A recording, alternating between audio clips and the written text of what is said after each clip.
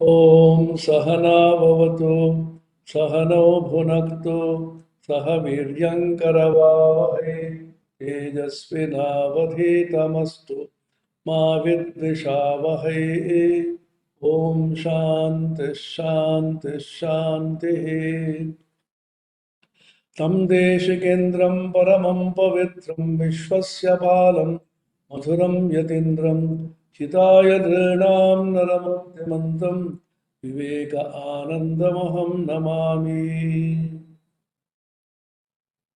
Next in the series of the webinar on Swami Vivekananda's 4 yogas and their synthesis, which is a unique contribution of Swami Vivekananda to the modern world, we have a talk by one of our research scholars pursuing research for the PhD degree. Her name is Miss Dhriti Rani Saha. She will be speaking on Swami Vivekananda's Bhakti Yoga, discussed in the light of Christian mystics' love of God. It is a very unique approach, and to our knowledge, such an approach has not been attempted in the light of Swami Vivekananda's teachings on Bhakti Yoga. As we know, Christian mystics had tremendous attraction for God, and the whole of Christianity is based on mystical love for the infinite, which they call the Christ, love of God. Vanity of vanities, all is vanity except to love God and Him only to serve. This is a statement Thomas A. Kempis, the famous Christian mystic and a saint. And this paper will discuss Swami Vivekananda's Bhakti Yoga, quoting from the original text of the Bhakti Yoga and comparing it with the mystical love of some Christian saints authentically documented from their lives and teachings. So Dhriti Rani Saha will now be talking on Swami Vivekananda's Bhakti Yoga in the light of Christian mystics' love of God.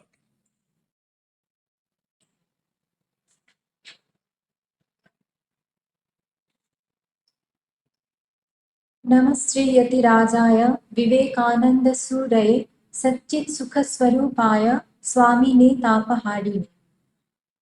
This paper is entitled Swami Vivekananda's Bhakti Yoga discussed in the light of the Christian mystics' love of God.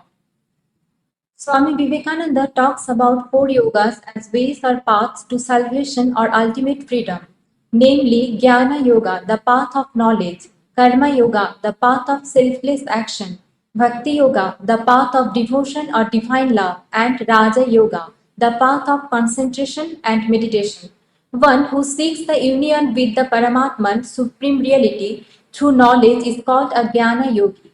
Karma Yoga is the path of unselfish action performed without any attachment to the fruits thereof and without any sense of agency. One who seeks the union with God through intense devotion or divine love is called a Bhakti Yogi. Raja Yoga is the path of inward contemplation and concentration. In this paper, we shall discuss Swami Vivekananda's exposition of Bhakti Yoga in the light of Christian mystics' love of God. According to Swamiji, Bhakti Yoga is a real, genuine search after the Lord, a search beginning, continuing, and ending in love. Bhakti or devotion is the intense desire or longing of the soul to reach God.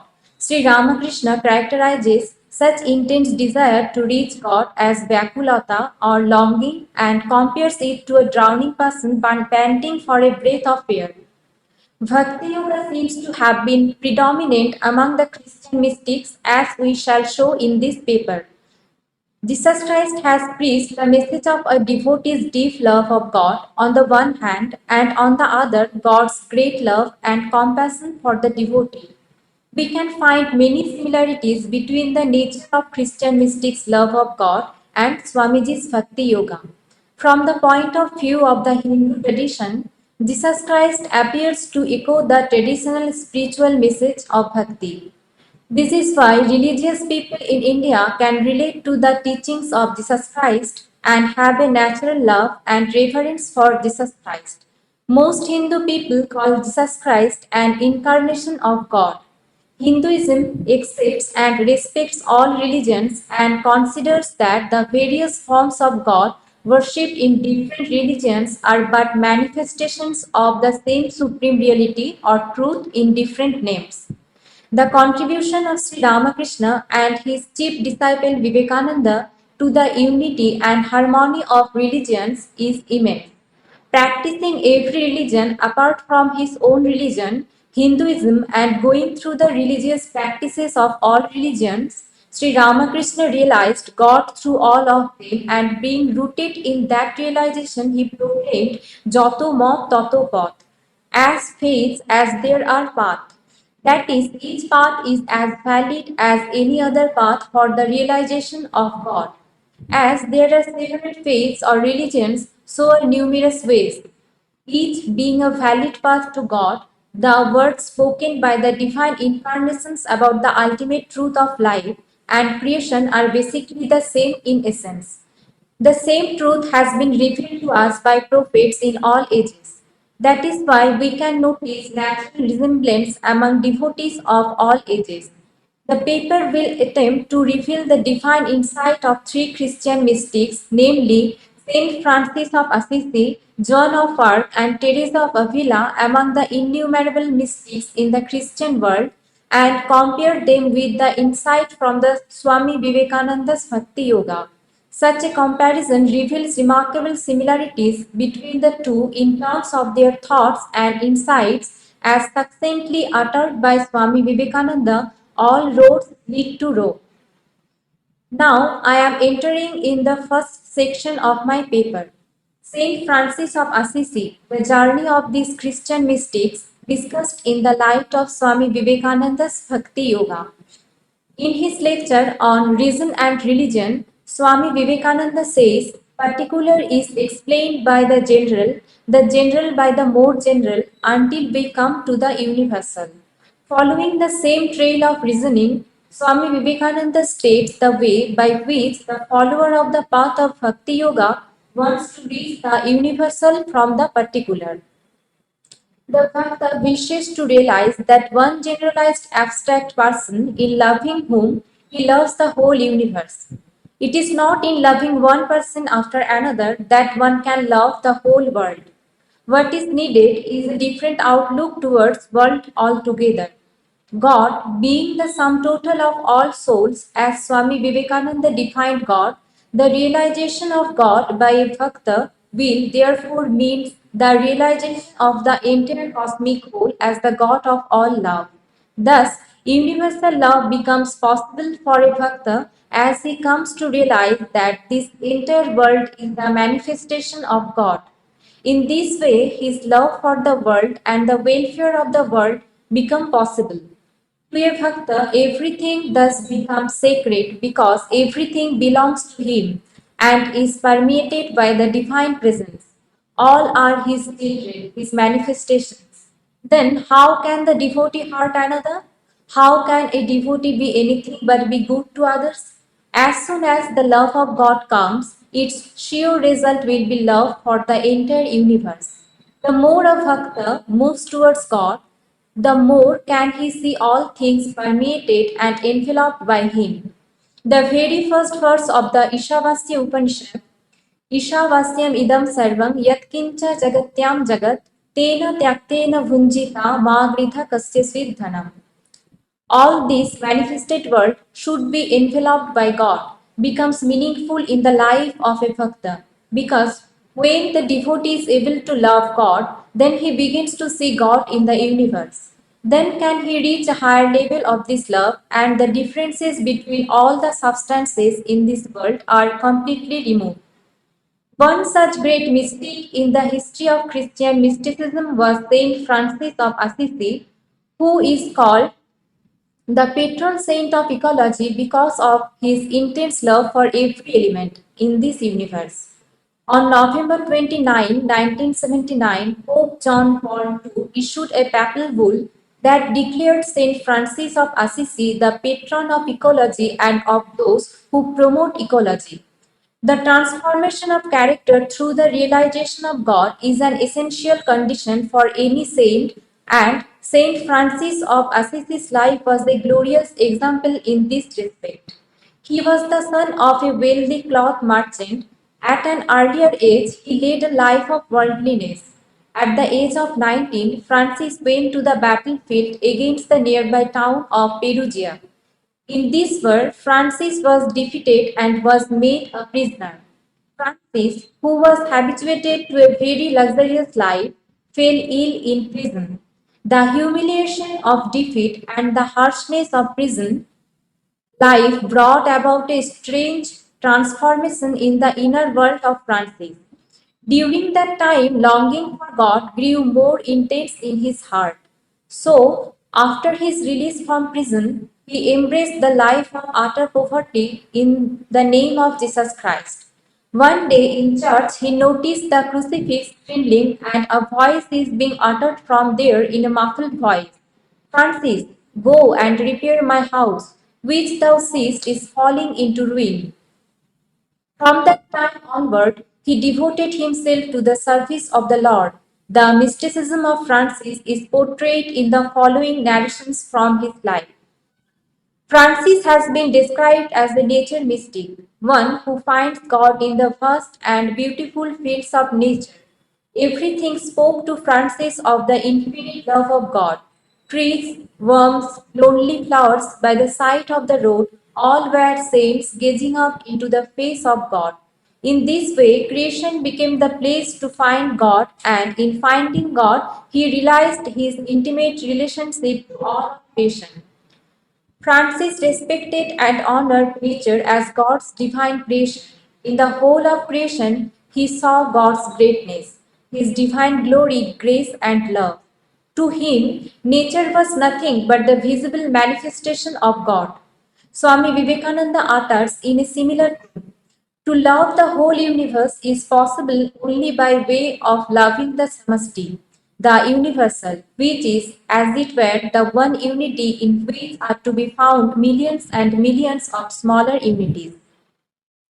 We can understand from this that Francis was developed divine bonding with and love for the Samasti, the universal, from whom his love for the whole world of God's creation blossomed. We can see his love for nature as manifesting God's glory through his creation in his poem Canticle of the Creature. I am reciting few lines from this poem. Most high, all powerful, good Lord, yours are the praises, the glory, and the honor, and all blessing. To you alone, most high, do they belong, and no human is worthy to mention your name. Francis' great devotion, love, and infinite gratitude for God are explicit in this poem. There is no imperfection in his creation. In this poem, Francis takes God as our Father, and all creation of God are our relatives. Fire and wind are brothers, the moon, stars, and water are sisters. Earth is our mother. Saint Francis felt that we are deeply connected with nature. Therefore, we are constantly with God. Swami Vivekananda too says in a similar voice, even in regard to earthly love, the lover thinks that everything belonging to his beloved is sacred and so dear to him. He loves even a piece of cloth belonging to the darling of his heart. In the same way, when a person loves the Lord, the whole universe becomes dear to him because it is all his. We can see the practical application of this utterance of Swami Vivekananda in the life of Francis. He had a great love for every person and so was generous. The tendency to give to the poor grew so much in Francis as he actually saw himself connected intimately with the whole universe of being and felt no dichotomy between him and the others. His father became angry with Francis because he felt that Francis was recklessly giving away everything to others. He took Francis to the bishop and complained against him. What Francis did thereafter was amazing. He gave up the money he had, took off his clothes, and put those in front of his father. He then told his father, Until this time I have called thee Father on earth, but from henceforward I may boldly say, Our Father who art in heaven, in whom I have placed all my treasure and all my confidence. The kind of love for God had made him free from all kinds of opacity. He realized that to love God was to love the whole world. So he did not hesitate to help the lepers, even putting own life at risk. At the time of Saint Francis, the social status of lepers in Europe was terrible. If the disease of leprosy was found in the body of someone, he would be rejected and shunned from society. People avoided a leper's contact, but in the case of Francis, we see an exceptional scenario as revealed in the following incident. Saint Francis of Assisi had a fear and abhorrence of lepers. One day, however, he met a man afflicted with leprosy while riding his horse near Assisi. Though the sight of the leper filled him with horror and disgust, Francis got off his horse and kissed the leper. Then the leper put out his hand, hoping to receive something. Out of compassion, Francis gave money to the leper. But when Francis mounted his horse again and looked all around, he could not see the leper anywhere. It dawned on him that it was Jesus whom he had just kissed. Serving the people and helping the poor, seeing in them all the veritable manifestations of the Supreme Lord, are the fundamental teaching of the traditional Hindu religion as taught and emphasized by Swamiji. In his letter to Swami Akhandananda, Swamiji wrote, You have read Matrideva Bhava Pitrideva Bhava. Look upon your mother as God, look upon your father as God. But I say, Daritra Deva Bhava Murkha Deva Bhava, the poor, the illiterate, the ignorant, the afflicted, let these be your God. Know that service to these alone is the highest religion. All religions speak of non-violence. Saint Francis reached the highest level of oneness with all that he effortlessly practiced non-violence in thought, word, and deed. His mind was immersed in God and his heart was purified by devotion. He thought of the welfare of all as he realized the visible world as the manifestation of God. One who realizes this oneness sees God in everything, in every being. He loves the enemy, thinks of the welfare of those who hate and despise him, and prays for those who oppress him. We may recall Swamiji saying in this context, and when we reach even higher states of this love, all the little differences between the things of the world are entirely lost. Man is seen no more as man, but only as God. The animal is seen no more as animal, but as God. Even the tiger is no more a tiger, but a manifestation of God. Thus, in this intense state of bhakti, worship is offered to everyone, to every life, and to every being. It is stated in the Holy Bible. The king will reply, Truly I tell you, whatever you did for one of the least of these brothers and sisters of mine, you did for me. This idea of oneness has been stated in the ancient Hindu scriptures as, for example, in Vishnu Purana. एवं सर्वेषु भूतेषु भक्ति व्याभिचारिणी कर्तव्य पंडितैर्गत्वा सर्वभूतमयं Hari. Knowing that Hari, the Lord, is in every being, the wise have thus to manifest unswerving love towards all beings. In his testament, St. Francis wrote, When I was in sin, it seemed too bitter for me to see lepers, and the Lord himself led me among them, and I showed mercy to them. And when I left them, what had seemed bitter to me was turned into sweetness of soul and body, and afterwards I delayed a little and left the world. He said that at first what seems to be extremely difficult gradually becomes easier and sweeter. That is the way of the Lord, the way to find the kingdom of God. The same idea we can get in the Gita. Yattadakre vishamiva parinamyamritopamam tat sukham satvikam proktamatma buddhi prasadajam. That pleasure is said to be of the nature of sattva, which is gained by long practice of disciplines, which puts an end to all sorrows that man is here to. which is like poison in the beginning but nectar-like at the end, and which springs from the serenity arising from the consciousness of the Atman.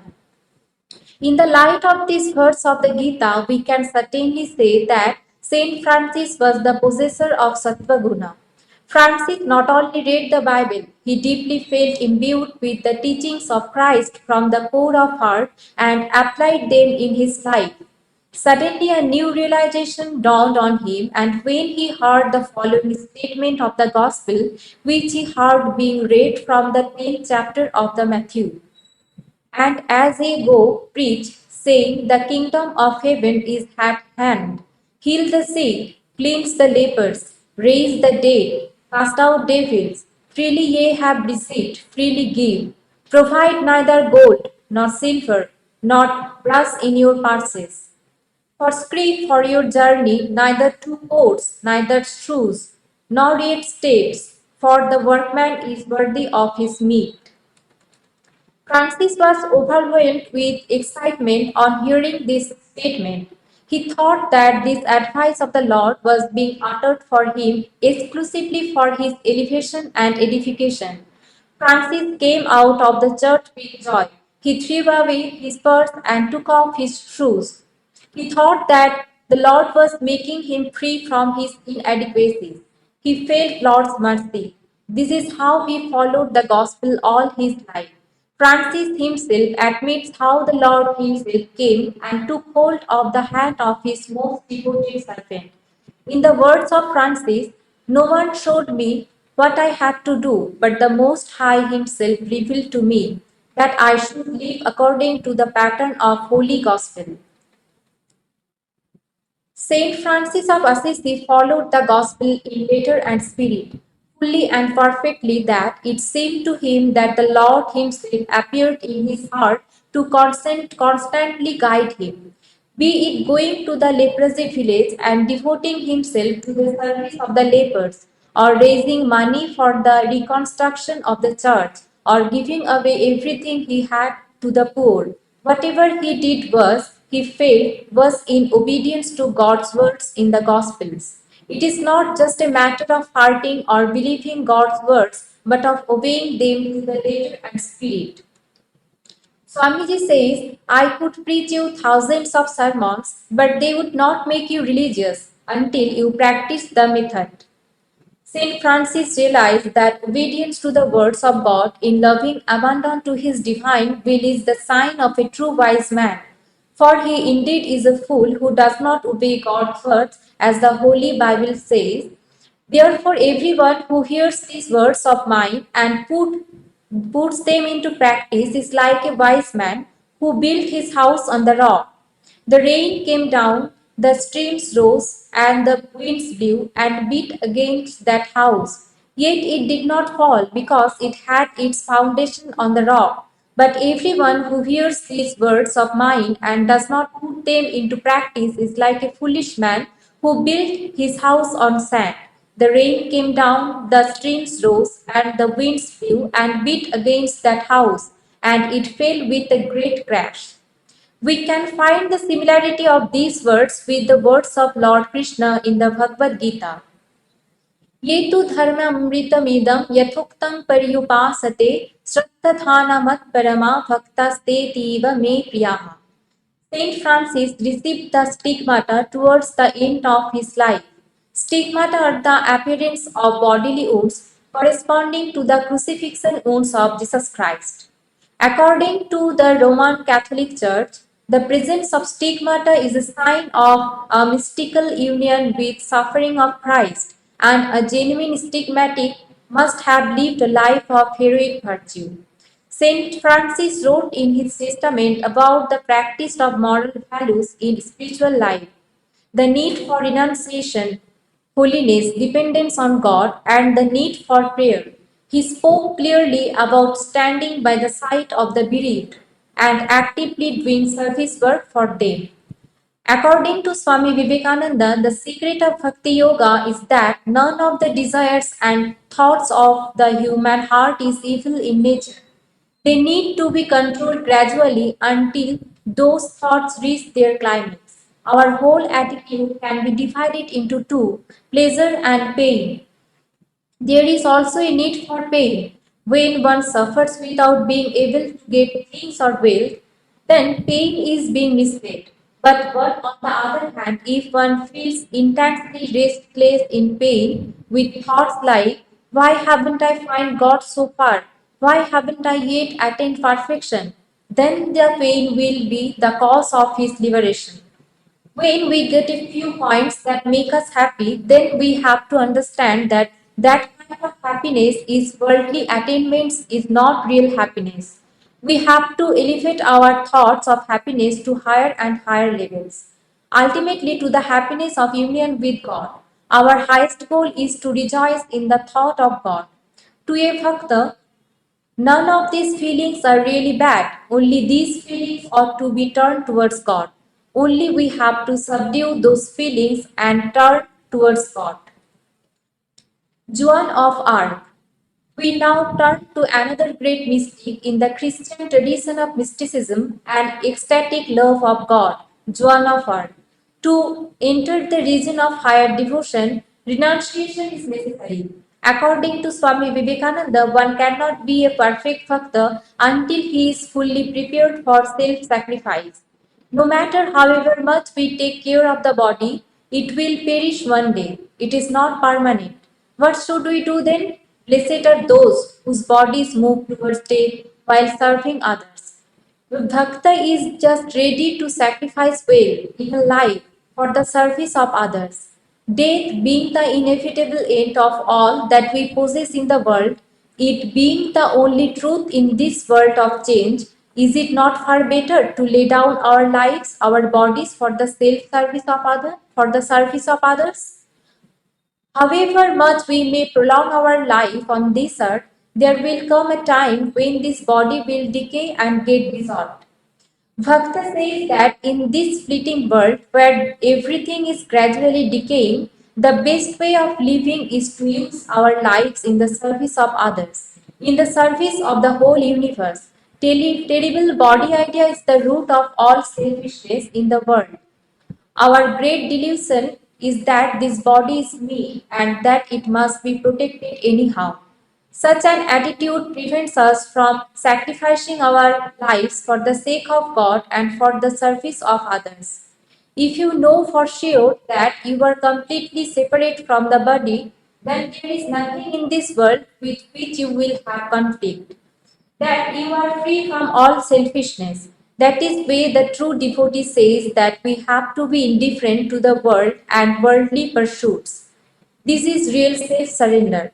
Swamiji states, in this state of sublime resignation, everything in the shape of attachment goes away completely, except that one all-absorbing love to Him in whom all things live and move and have their being.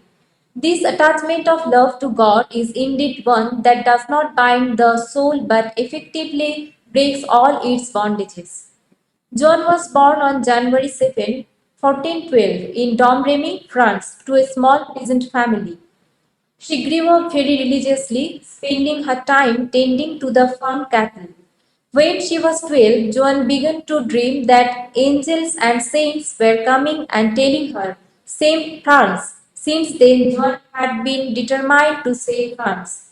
Joan said, I was in my 13th year when I heard a voice from God to help me govern my conduct, and the first time I was very much afraid. There is much debate about the truth of this mysterious voice and is considered by many researchers to be some kind of epilepsy that she was suffering from. Yet it is beyond doubt that Joan was highly inspired by the sublimity of faith that made her hear directly the voice of God. Joan of Arc had such a strong faith which led her to rescue motherland in her tender age. To rescue motherland was to her service to God. Her divine love for Jesus was so genuine and powerful that the visitations that came to her had a transforming power. We may recall Swami Vivekananda's description about the triangle of love, which reveals one's life in clearer perspective. The first angle of our triangle of love is that love knows no bargaining. Wherever there is any seeking for something in return, there can be no real love. It becomes a mere matter of shopkeeping. Joan was filled of intense, real love for God. She did not care for her life even to fulfill her mission of carrying out the command of God. Save France. In return, she did not want anything. How thoroughly indifferent she was to any expectation of return is seen from the following passage in her own words. But since God had commanded me to go, I must do it. And since God had commanded it, had I had 100 fathers and 100 mothers, and had I been a king's daughter, I would have gone. It is a perfect example of real love as described by Swamiji, who said, the Bhakta should be ready to stand up and say, I do not want anything from you, Lord, but if you need anything from me, I am ready to give. If Joan had not had this responsibility to save the country, she might have left home to pursue spiritual pursuits. But the solitary pursuit was not her way, for she was divinely commanded to sacrifice herself in the tireless service of the motherland. She renounced her life for others' welfare. The situation in France was tense then. At that time, there was a 100-year war for the throne in France. Charles VI was the king at the time of Joan's birth. So a new king will be needed. The feud began between the king's cousin John and his brother Louis. France is in a dilemma. Charles's son was also named Charles. He was nominated as the future king at the age of 14. The king of England was Henry VI, and England occupied much of northern France. But then there was a popular prophecy in France that a virgin girl would save France. History is the testimony to the extraordinary bravery of Joan of Arc. Her intense love for God made her conquer fear. Fearlessness is one of the three angles of the triangle of love that Swami Vivekananda spoke about. The second angle of the triangle of love is that love knows no fear. Those that love God through fear are the lowest of human beings, quite undeveloped as men. Many people worship God from fear. Worship from fear is not worship at all. Love and fear can never be together. Love conquers all the fear. Swamiji illustrates this with an example. A mother who is usually afraid of even a dog will not hesitate even to jump into the mouth of a lion to save her baby attacked by a lion. Love conquers all fear. Joan of Arc is a glorious example of how love of Lord makes one absolutely fearless. That is why she had a great love for the countrymen also. One who loves God loves everyone. So she took it as a vow of her life to save her country.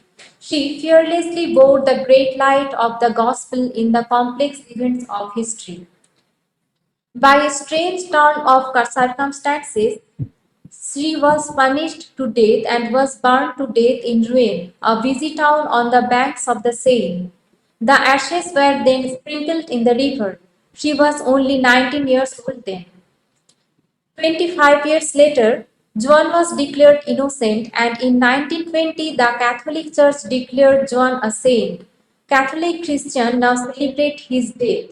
She is now the patron saint of France. Stolf writes, Joan's real greatness is her willingness to die as shameful a death as the Saviour upon the cross. As a sacrifice for all the cowardly, the cold-hearted, and the arrogant, God must call upon the purest and bravest of souls to suffer innocently and to die. Having discussed the first two angles of Swamiji's triangle of love, namely that true love does not want anything in return, and that love knows no fear in the light of Joan of Arc's extraordinary life of unselfishness, courage, and bravery, we now go on to discuss the third angle in the triangle of love. Swamiji says the third angle of the love triangle is that love knows no rival, for in it is always embodied the lover's highest ideal. True love never comes until the object of our love becomes to us our highest ideal. The devotee's beloved God wants to occupy the entire space in the heart of his devotee. He is not satisfied with anything short of that. So it is often said that the Supreme Beloved God is a jealous God who wants to possess the whole of the devotee's heart. We read in the Holy Bible, "You shall not bow down to them or serve them, for I, the Lord your God, am a jealous God." It is also highlighted in the Naradiya Bhakti Sutra, Bhakta Ekantino Mukhyaha.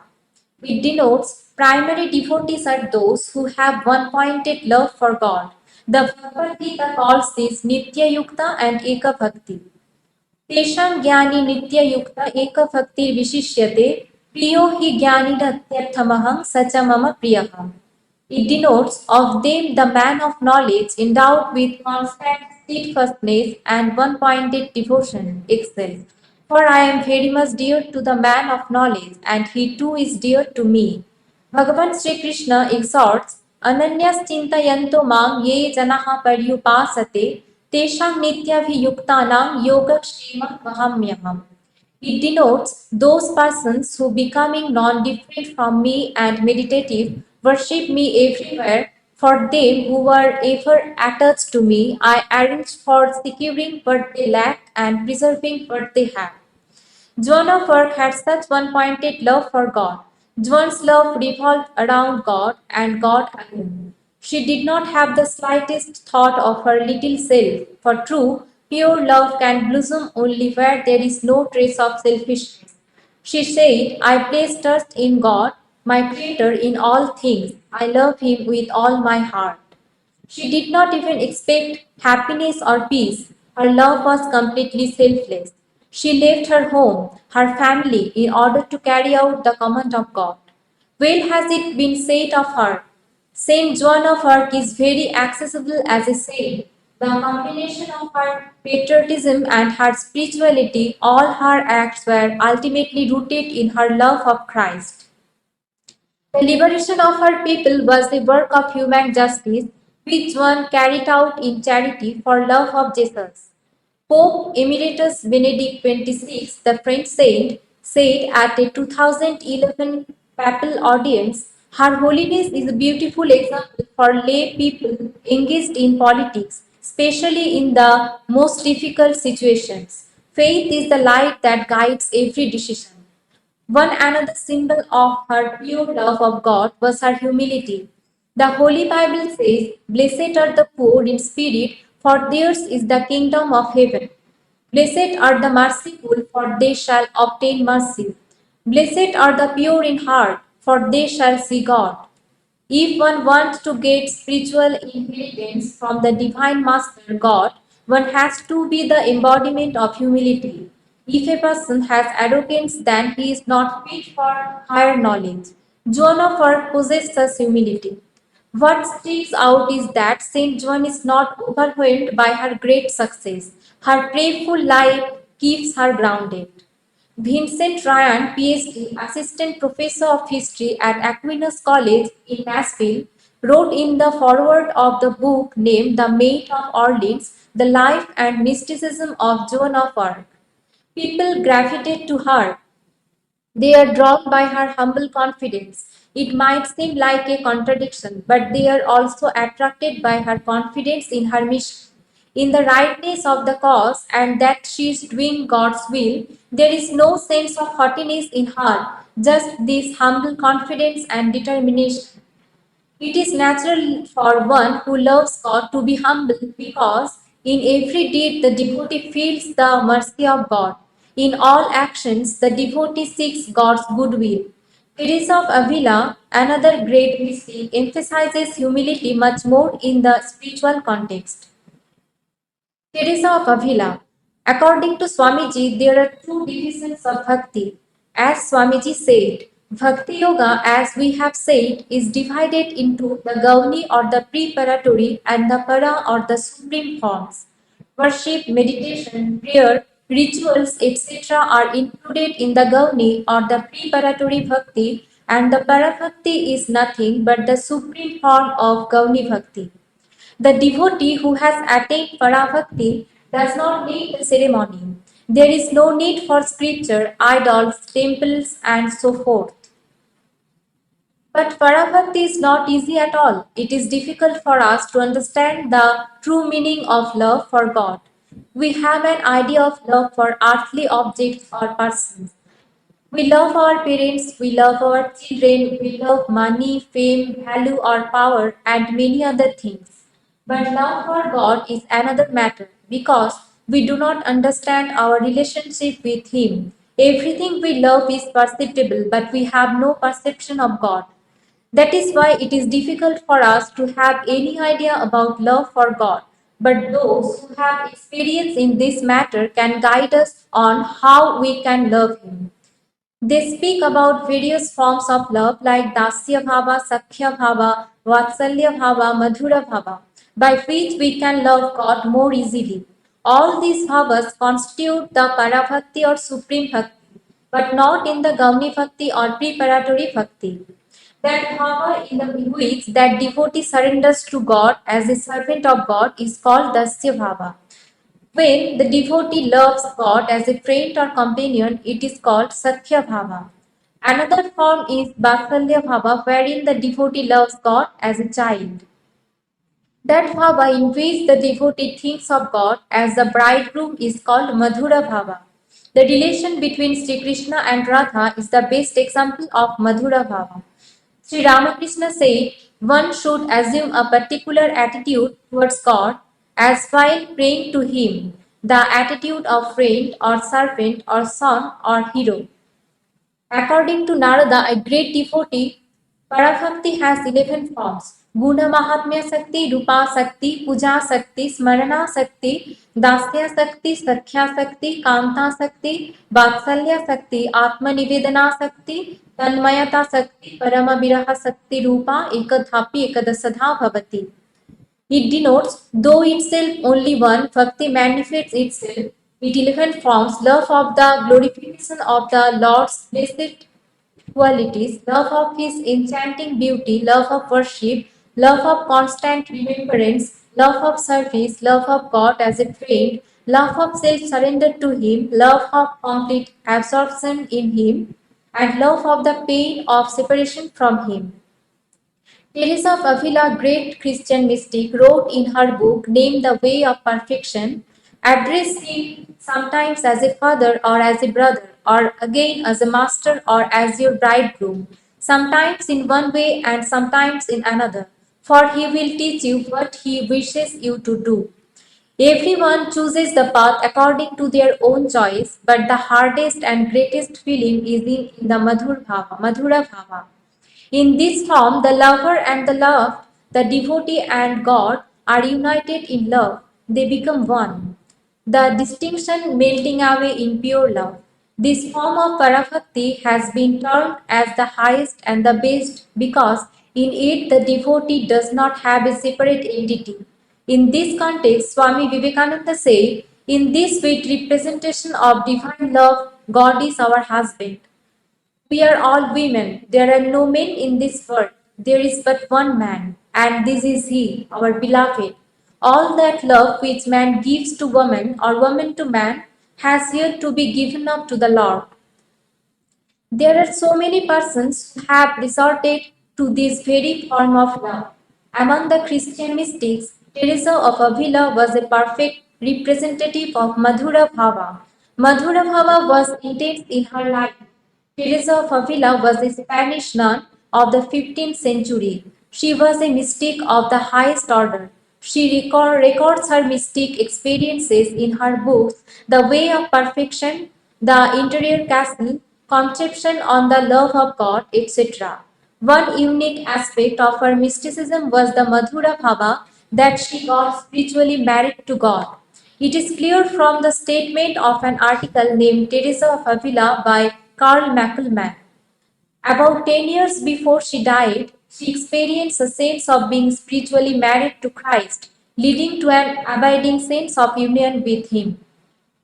Mystical marriage or spiritual marriage is a figure used to denote the state of a human soul living intimately united to God through grace and love. In Hindu mysticism of divine love, This very kind of relationship is called Madhura Bhava. What Swamiji said in the Bhakti Yoga in the context of Madhura Bhava echoes the inner voice of Saint Teresa. He is the beloved. Whom else can this heart love? He is the most beautiful, the most sublime. He is beauty itself, sublimity itself. Who in this universe is more beautiful than he? Who in this universe is more fit to become the husband than he? Who in this universe is fitter to be loved than he? So let him be the husband, let him be the beloved. No doubt this is the best form of parabhakti, but it attended with great risk unless the devotee has become completely pure and totally free from any carnal desire. Swamiji spoke of it. Often it so happens that divine lovers who sing of this divine love accepts and language of human love in all its aspects as adequate to describe it. Fools do not understand this, they never will. They look at it only with the physical eye. They do not understand the mad throes of this spiritual love. Who then can attain this form of love? Teresa of Avila has discussed how to unite the soul with God in her book named The Interior Castle. Here in this book, Saint Teresa takes the soul as a castle which is made of diamond. In the center, there is the sun or the king, which is our goal. There are 7 mansions in this castle. By ascending 7 mansions, one can reach the sun. Mansions 1 to 3 correspond to the active part of the journey where the soul is conscious of its own effort, supported by grace to overcome sin and draw closer to God. Whereas mansions 4 to 7 correspond to the passive part of the journey where the soul becomes aware that God is acting upon it. Whereas the first 3 mansions speaks relatively little about discursive meditation, the last 4 mansions speak almost entirely about prayer in its infused developments. These simple facts are insignificant for our grasping the saint's mind about increasingly intimate communion with the indwelling Trinity. So, noticing this statement of Dubey, we can relate the first 3 maxims with preparatory bhakti or Gauni bhakti, and the last 4 maxims with supreme bhakti and para bhakti. Now, let us see what Teresa has said about the 7 maxims of the castle. Teresa refers to prayer as a gate to enter the castle. It is the first stage of pursuit. The prayer should not be vocal enough but mental. We should pray from the core of our hearts by understanding the meaning of words properly. Our whole attention should be on God while praying. Saint Teresa said about this mansion. As far as I can understand, the gate by which we are to enter this castle is prayer and consideration. I speak of mental as well as vocal. Being prayer, it should be made with attention. For she who does not consider with whom she speaks, and what she asks, and who she is that asks, and whom she asks, knows little of prayer, however much her lips may move. One starts to experience some spiritual growth from the first mansion.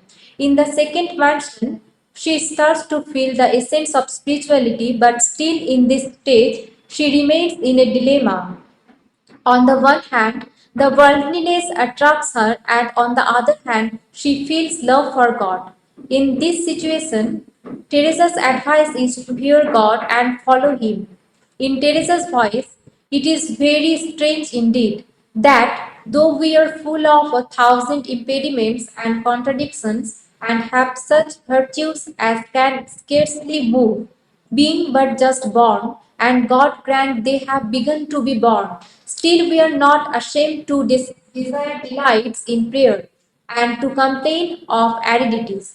Never allow this to happen to you. My sisters, embrace the cross which your spouse carried on his shoulders, and remember that this should be your motto, that she who can suffer most for the love of him will be the happiest.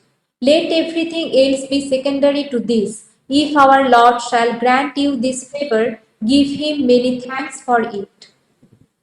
Swamiji condemned those who indulge only in sense pleasures in the strongest terms. To men, therefore, who never rise higher than eating, drinking, begetting progeny, and dying, the only gain is in sense enjoyments, and they must wait and go through many more births and reincarnations to learn to feel even the faintest necessity for anything higher. But it is not difficult to be detached from sensual pleasure. If we focus our minds on God, it is easy to overcome the lower stage of attachment. When we will ascend to the higher stage or mansion, the lower stage will seem like nothing. Swamiji said, so when a man gets even higher than the plane of the intellect, higher than that of mere thought, when he gets to the plane of spirituality and of divine inspiration, he finds there a state of bliss, compared with which all the pleasures of the senses or even of the intellect are as nothing.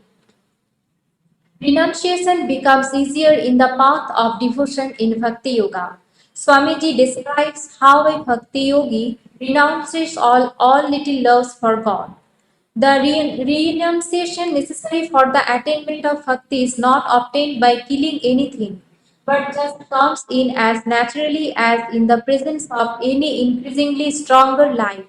The less intense ones becomes dimmer and dimmer until they vanish away completely. So this love of the pleasures of the senses and of the intellect is all made dim and thrown aside and cast into the shade by the love of God Himself. The third mansion focuses on the indwelling presence of God. In this mansion, Teresa emphasizes charity towards the neighbor, humility, etc. She said, the journey I speak of is our advancing with great humility. And herein, if you understand me, I consider lies the loss of all losses to those who do not go forward. Perfection does not consist in having sweetness, but in this, in loving most and in striving who will labor the best in justice and in truth. One who loves God loves everyone. When one loves God, the scope of his love gradually increases. Swamiji stated, a man loves his own city, then he begins to love his country, and the intense love for his little city drops off smoothly, naturally. Again, a man learns to love the whole world. His love for his country, his intense fanatical patriotism drops off without hurting him, without any manifestation of violence. These first three mansions can be related to Gauni Bhakti or preparatory Bhakti. Some people think that there is no necessity for Gauni Bhakti and that all the rituals are valueless. But it is not the fact.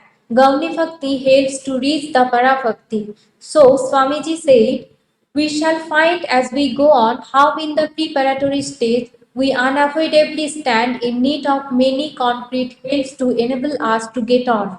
And indeed, the mythological and symbological parts of all religions are natural growths which early environ the aspiring soul and help it Godward.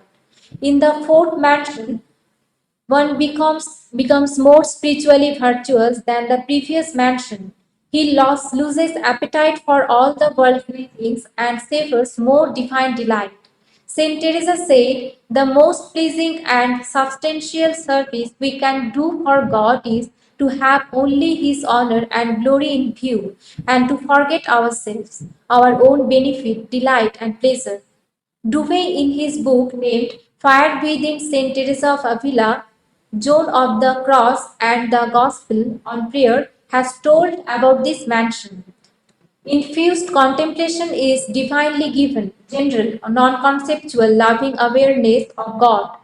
There are no images, no concepts, no ideas, no vision. So here we can see there is no need for an image, idol or concept. It is also said by Swamiji in the context of Parabhakti. Thus we may relate the last four mansions with Parabhakti. Swamiji says that love of God grows and assumes a form which is called Parabhakti or supreme devotion. Forms vanish, rituals flies away, books are superseded, images, temples, churches, religions and sects, countries and nationalities All these little limitations and bondages fall off by their own nature from him who knows this love of God. In the fifth mansion, the soul completely forgets oneself and ceases to get disturbed by mundane things. She is ready to die 1,000 days for God. How much united she becomes in this mansion is vivid from the statement of Avila. This soul, having entirely resigned herself into his hands, the greatness of his love has so captivated her that she neither knows nor desires anything except that God would dispose of her as he pleases. In the sixth mansion, people continue to defend living the gospel and experience numerous advanced forms of prayer union with God. All consciousness and speech become centered on God. They have no attachments to anything created and find no pleasure in any worldly things. In fact, life on earth becomes burdensome. They have a fixed and constant desire to do extreme penances out of love and die 1,000 deaths so that one's soul may praise God a little more. Teresa said, the soul is now resolved to choose no other spouse, but the spouse pays no regard to her vehement desires of accomplishing the nuptials, because he wishes her to long after them more earnestly, and that such a favor, which exceeds all goods, should cost her something. The same voice has been echoed from Swamiji. Love for love's sake is his highest enjoyment, who will not be bound hand and foot 1,000 times over to enjoy the beloved. No Bhakta cares for anything except to love and to be loved. In the seventh mansion, the soul gets spiritually married to God. Teresa speaks about the superiority of the last mansions in this way.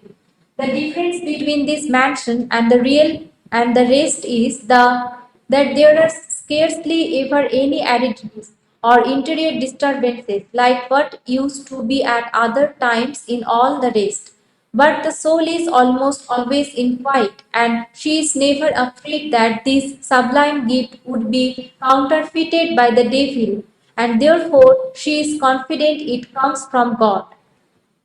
In this extreme level, devotee realizes that lover and beloved are basically the same. There is no separate being except God. Swamiji said, at last, however, comes the full blaze of life in which this little self is seen to have become one with the infinite. Man himself is transfigured in the presence of the light of love and realizes at last the beautiful and inspiring truth that love, the lover, and the beloved are one. For how many things do people become crazy, like money, name, fame, etc.? But when one becomes crazy with God's love, only then can he or she be considered sane in the real sense, a compos mentis. Though those who have tasted a particle of God's love, howsoever infinitesimally, soon realize what infinite joy is hidden in it. The Christian mystic's love of God described above in this paper, the God intoxication of a Francis of Assisi, a Joan of Arc, a Teresa of Avila, gives us a taste of this divine nectar, this infinite joy of bhakti. Longing for God, love for the eternal, is present in all beings, either dormant or manifest in various degrees. Knowingly or unknowingly, we all are approaching the same goal of divine love, in which alone we can find lasting fulfillment and eternal joy. But for wallowing in the grosser sensuous level, we fail to understand the source of this lasting happiness. A reverential study and contemplation of Swami Vivekananda's Bhakti Yoga gives us the knowledge about the nature of the real Bhakta and the steps by which we can also attain this state of a true Bhakta. The signs of a Bhakta, discussed elaborately by Swami Vivekananda in Bhakti Yoga, are found manifested tangibly in the lives of the Christian mystics, some whom have been discussed in this paper. While the mystics and ecstatic bhaktas of the Hindu religion of various traditions are rather well known to us who are more or less familiar with these lives, we rarely study the Christian mystics' lives and the extraordinary manifestations of their divine love. Such a comparative study of these Christian mystics' love of God and Swami Vivekananda's Bhakti Yoga has not been, to our knowledge, attempted before, and this unique and perhaps the first attempt at a study of Christian mystics' love of God in the light of Swami Vivekananda's Bhakti Yoga needs to be taken up seriously for deeper exploration. It does not matter what language is used in expressing the sentiments of bhakti and what are the words pronounced and in which way, but the main ideology of all divine incarnations and mystics of all religions of all ages are the same in spirit and spiritual contents. As Sri Ramakrishna put it in a homely simile, all jackals howl alike. All the saints and sages, mystics and men of God, all possessing a great longing for God, have conveyed one common message to humanity. That is, to live a life of godliness, a God centered divine life, with the life of God issuing out as loving service to all His children, the entire creation manifested in all forms. Among the three Christian mystics that we have discussed in this paper, namely Francis of Assisi, Joan of Arc, and Teresa of Avila, we have shown how Francis of Assisi, the nature mystic, realized the whole creation as a manifestation of God and reverentially served all of God's creatures, feeling oneness with them all. We have shown how Joan of Arc's life was a glorious illustration of Swami Vivekananda's description of true love through his illustration of the triangle of love. Teresa of Avila, who got spiritually married to Jesus Christ, illustrates the Madhura Bhava of the Bhakti tradition in the Hindu religion, as described with great fervor with Swamiji. In the present day world that is strife torn, panic stricken, and conflict ridden, the illustrious examples Christian mystics' love of God discussed in this paper in the light of Swamiji's Bhakti Yoga may open up a new approach to interreligious understanding through the realization that the mystic's love of God transcends the barriers of time, space, nationality, and religious affiliation, for it is timeless and immortal. In such a study is the way of peace, harmony, and fulfillment by the realization of God as the one and supreme being who is the embodiment of universal love and peace. Thank you.